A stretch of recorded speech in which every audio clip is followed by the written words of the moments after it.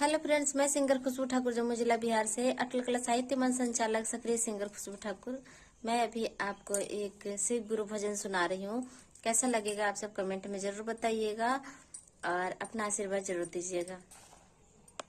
सूख गैले बेलावा के पतिया हो, शिव गुरु नहीं आइले। सूख गैले बेलावा के पतिया हो, शिव गुरु नहीं आइले।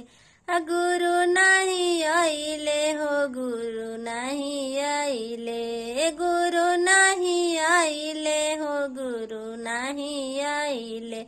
चर्चा करत भैले रतिया हो, शिव गुरु नहीं आइले। चर्चा करत भैले रतिया हो, शिव गुरु नहीं आइले।